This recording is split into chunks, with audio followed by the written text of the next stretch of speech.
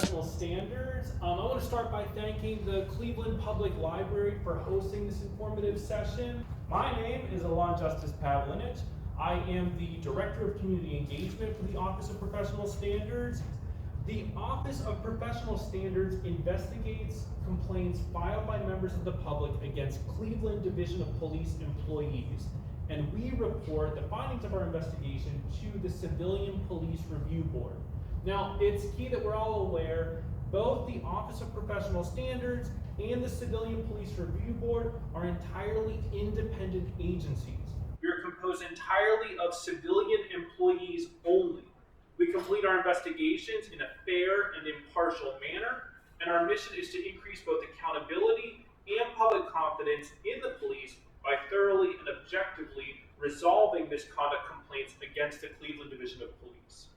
In the first part of this presentation, I'll talk a little bit about our policies and procedures, how to file a complaint and what that process is going to look like. Investigator Smith will talk a little bit about the investigation process and dispositions. After that, I'll step back and talk a little bit about the context and the origins for the Office of Professional Standards. First, let's begin with looking at the types of complaints that we investigate. If you or someone you know has experienced police misconduct, and this includes a lack of service, negligence, they don't come when you call them, improper procedure, such as an illegal search, citation, seizure, or towing, unprofessional behavior, such as blatant rudeness, biased policing, so particular treatment based on one's cultural identity, harassment, missing or damaged property, excessive force. If you've experienced any of these, you ought to file a complaint with the Office of Professional Standards. Complaints should be filed as soon as possible after an incident. We can investigate any complaint, but in order for us to take disciplinary actions, the complaint must be received within 6 months of the incident. All complaints must be filed with the Office of Professional Standards. I would urge you, do not rely on the Cleveland Division of Police alone to investigate these allegations of misconduct. If a CDP representative takes your complaint, you should still contact the Office of Professional Standards to ensure that we investigate it.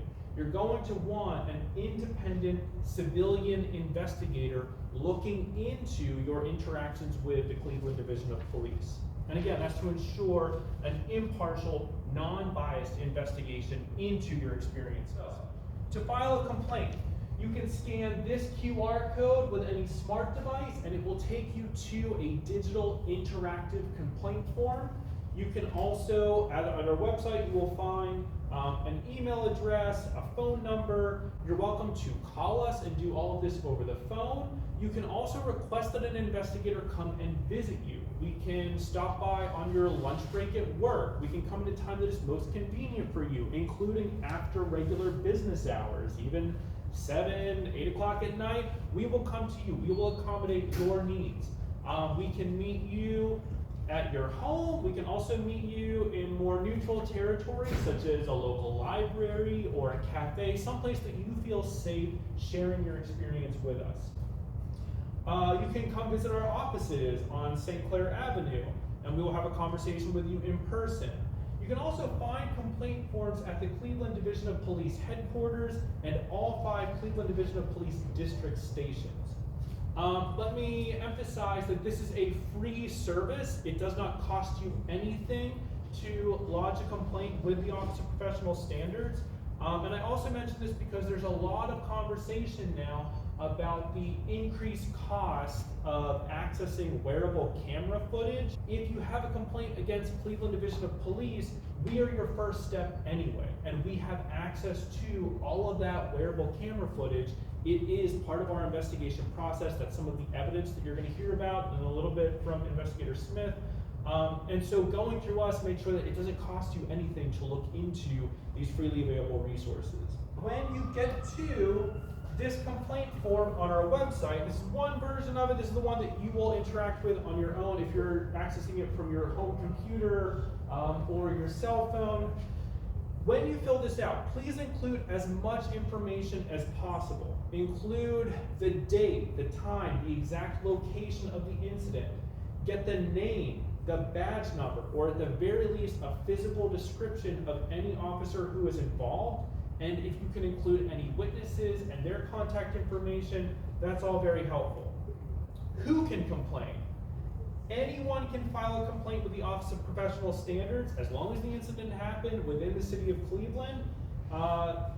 Complainants can be the subject of a police incident, the recipient of police service, a witness of a police incident, any bystanders. Anyone can file a complaint. And again, those complaints can be anonymous. You do not need to be a Cleveland citizen. You don't even need to be a citizen of the United States. We do not ask about documentation status. You can submit a complaint with total anonymity. I would recommend that you call our offices if you're not comfortable giving your name, just so that we can ensure that you understand the process and you know any follow-up information, such as if you want to be contacted when your case is going to go before the Civilian Police Review Board, if you want to know the disposition of your case, what we ultimately find, and any outcomes from that. That way we can protect your name, your identity, but at least there's a means of keeping you abreast of the situation so you know how your case is moving along. You can submit your report online, totally anonymous. You don't have to give us your name or any contact information if you're not comfortable doing so. And I want to stress that OPS does not inquire about, nor are we required to report, any person's citizenship or immigration status. We will, however, ask about demographic information. So we do want to know a little bit about your cultural identity and background if you're comfortable sharing this information. And again, this is for our own reporting to the Department of Justice, just to make sure that we are looking carefully at any particular people or communities who may be targeted or neglected by police practices in the city of Cleveland. And this is one way for us to ensure that we are addressing any biases in city policing. I'm going to turn things over to Investigator Smith to talk a little bit more about our investigation process. Investigator Jermaine Smith has a degree in criminal justice, which he uses along with his experience as a former crisis intervention team trained first responder, community response team member, and field training officer to aid the Civilian Police Review Board in reviewing Cleveland Division of Police interactions with the public. Again, as Alon mentioned, my name is Jermaine Smith. I'm an investigator with the Office of Professional Standards.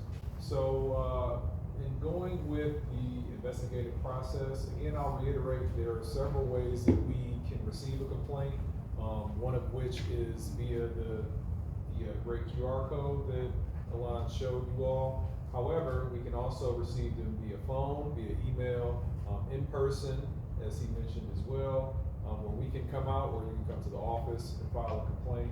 However, once a complaint is filed, the first step that we take following that is the preliminary analysis. So during the preliminary analysis section of our investigation is where the investigator can really lay out what is pertaining to the allegations that are made. So for the sake of helping this presentation, I'll use the example of a use of force. So in the event that there's an allegation of an excessive use of force made by a complainant, during the preliminary analysis, an investigator will first be tasked with finding if this use of force incident occurred within the city of Cleveland and if it involved a city of Cleveland police officer. If in fact it did not and was conducted by another agency, that way, or if that's the case, then we can funnel that information out with the complainant's permission to the agency that was responsible for the incident, for them to find help that way. However, if we do find out during the preliminary analysis that CDP was involved in the incident, then we can continue our investigation because CDP falls within our jurisdiction of investigation. So the next step that would come into that would be fact finding. Here, fact finding, that's traditionally our collection of information and also our drafting of our investigative report. So the collection of information, it can involve a lot of different things, but first and foremost, we normally collect any police reports that are involved in the incident, any physical evidence that the complaint may have or that we may be able to find via area canvas. or any witness information that is provided by the complainant, or that we find via the police report review, or that we find during our area canvass as well. Once we have that information collected, we draft our investigative report using the collected evidence, and then once the report is completed in its draft form, it's presented to the senior investigator. So the office of senior investigator is tasked with reviewing those reports to check and make sure that the evidence aligns with the findings that subsequently come from that, and then if it makes it through that channel, it also goes to the administrator. So step 3 and 4 kind of work hand in hand, but eventually it gets to step 5 where the OPS administrator reviews the report finally, and then once it's checked, at that point it goes to the Civilian Police Review Board. So the Civilian Police Review Board is tasked with making recommendations based on the findings that each investigator presents with the cases. So at that point, the cases can be presented to the CPRB, and the CPRB makes recommendations based on several dispositions that we have. The dispositions here are listed, and they're listed as sustained, exonerated, unfounded, and insufficient evidence. So like I mentioned earlier, with the example of an excessive use of force allegation, if an investigator was to take this complaint and then investigate it through, and then find out that there wasn't a use of force and it was excessive, it would be sustained. Sustained meaning that the incident occurred as alleged and was outside of policy, which means that it was against what police policy states. However, if the disposition was for it to be exonerated, that would be if a complaint alleges that a certain level of force occurred, however that level of force complied with CDP policy, then it would be exonerated as the disposition in this case. An unfounded disposition would come about if the investigation showed that the allegations as stated by the complainant did not occur at all. So via review of reports or WCS, which is wearable camera system video, if we found out, we as investigators found out that the incident that the complainant alleged did not happen at all, such as an allegation of excessive force, and we see that there was no force used at all, the disposition would be unfounded. And then finally, insufficient evidence would be a case where the collected evidence does not provide beyond the preponderance of the collected evidence that the incident as alleged did or did not happen. Dispositions are issued by the Civilian Police Review Board, or the CPRB. The CPRB is composed of 9 members who are carefully selected to represent the diverse communities within Cleveland. These members are appointed by both the mayor and city council with specific eligibility requirements and term limits in place to maintain the integrity and effectiveness of the board. So if they issue a sustained verdict, right? If a violation is found, the CPRB suggests appropriate discipline. And you should be aware, they have recently updated their manuals, which were just approved, so the CPRB has now extended their authority to enforce things such as suspensions, unpaid leave, and other sanctions for misconduct behaviors. Our meetings, or the CPRB's meetings, in order to increase transparency, they are open to the public and held the second Tuesday of every month. So the next hearing of the CPRB is going to be March 11th. Anyone is welcome to attend if you would like to speak on a particular complaint, or if you have anything to share. It's best that you contact our offices ahead of time, which you can do so by calling the phone number, and this will be included in the video description below. And we also, to make these as accessible as possible, all CPRB hearings are live streamed via our YouTube channel. Our central purpose is to enhance the relationships between the diverse communities of Cleveland and the Cleveland Division of Police by promoting greater transparency of law enforcement policies and accountability of police employees. To that end, the Office of Professional Standards also recognizes exceptional service. So anyone can recommend a commendation or an award that is granted to not only a police officer, but also a civilian. So a person doing important work in the community in service of public safety can also be recognized for their good efforts.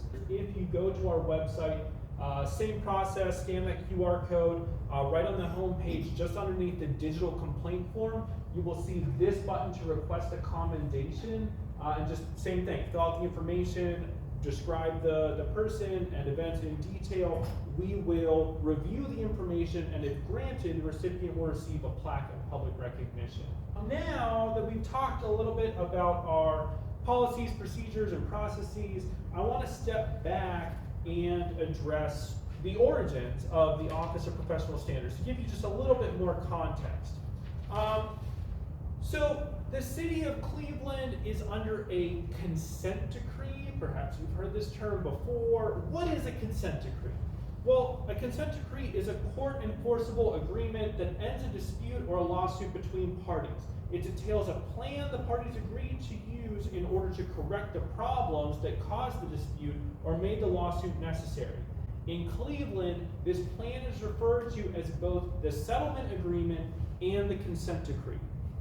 The goal of the consent decree is to repair community trust and protect the constitutional rights of the people of Cleveland by identifying problems within the Cleveland Division of Police, creating and implementing policies and practices to correct those problems, defining consequences for officer and or Cleveland Division of Police failure to follow the rules of the consent decree, and creating a process to monitor the Cleveland Division of Police to make sure the terms of the consent decree are being enforced. The Cleveland Division of Police have been under a consent decree since 2015. Following a 21-month-long investigation, the U.S. Department of Justice determined that there was reasonable cause to believe that the Cleveland Division of Police engaged in excessive use of force. The Department of Justice concluded that the alleged pattern and practice of excessive force was related to structural and operational issues within the division, which potentially violated the U.S. Constitution and federal law. So, the consent decree requires the Cleveland Division of Police to reform its policies, practices, and procedures. Under this consent decree, there are a couple of areas for improvement. Now, I'll go through this handful of items that you see on the screen in front of you, but I want you to pay particular attention to the last three on the list. So, areas for improvement under the consent decree: use of force and de-escalation, bias in policing, handling individuals in crisis, search and seizures. These are all things that need to be addressed and improved under the consent decree. Now, ones we're going to focus on: transparency and systems of reporting, documenting, and investigating civilian allegations of police misconduct.